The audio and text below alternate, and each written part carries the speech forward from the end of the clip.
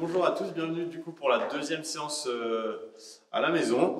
On vous a refait quelques séances, donc du coup, deuxième, j'espère que vous avez bien récupéré sur les fentes et tout ça, surtout le killer, c'était ça qui avait l'air le plus difficile.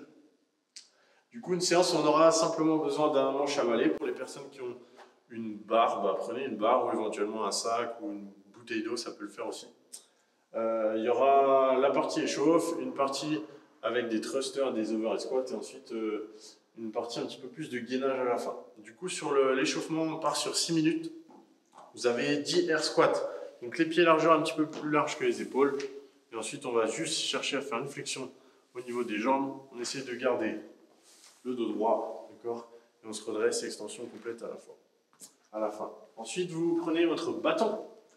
On va chercher à placer nos pieds largeur des épaules, un petit peu fermés ici, pas ouvert sur l'extérieur. On va juste chercher à pousser les fesses vers l'arrière, garder le dos droit et laisser glisser notre bâton, notre manche à balai le long des cuisses. Essayez de mettre de la vitesse sur la remontée pour vous échauffer un petit peu avec la charge qui est assez faible. Ensuite, on garde notre bâton toujours ici au niveau des clavicules, les mains un petit peu plus larges que les épaules. On va chercher à tendre nos bras au-dessus de la tête. Juste ici, essayez de ne pas pousser vers l'avant, mais bien vous retrouver au-dessus des épaules. On a les jambes bien tendues, aucune utilisation des jambes. Et ensuite, on termine des jumping jacks, histoire de faire monter un petit peu le cardio. Du coup, vous avez 10 répétitions des 3 premiers mouvements et seulement 20 jumping jacks à la fin. Donc, c'est ça pendant 6 minutes. Du coup, concernant le WOD, vous avez 5 tours à réaliser le plus vite possible. Vous aurez un premier mouvement très connu au CrossFit, c'est 30 thrusters. Donc toujours avec votre bâton ou avec votre barre, comme je vous l'ai dit tout à l'heure. Les mains un petit peu plus larges que les épaules. On replace nos pieds comme sur l'échauffement en squat, largeur des épaules. Je vais chercher à descendre complètement en squat, extension complète en haut, et je redescends. On en fait 30. Essayez de garder votre respiration régulière parce que même si la charge n'est pas très élevée, ça va quand même monter au niveau du cardio.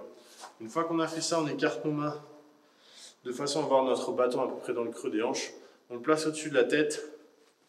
Et là, on vient faire 30 overhead squats.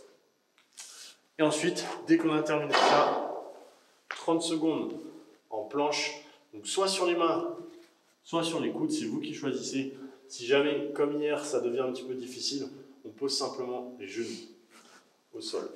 Donc 30 secondes de planche.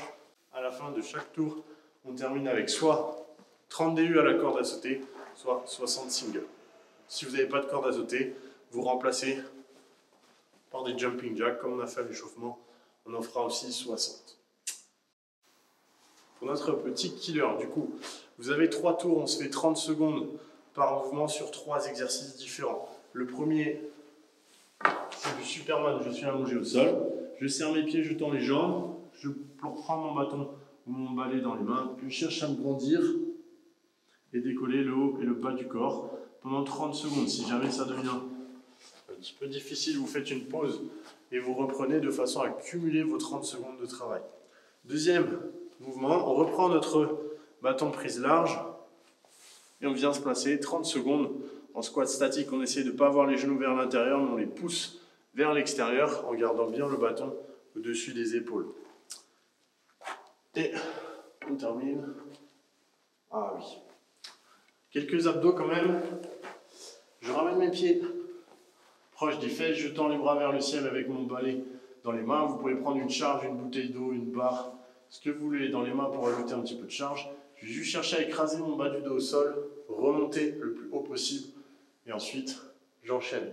Je cherche à reposer les épaules à chaque fois et surtout à souffler quand je monte, inspirer quand je redescends. Et ça, toujours 30 secondes de travail.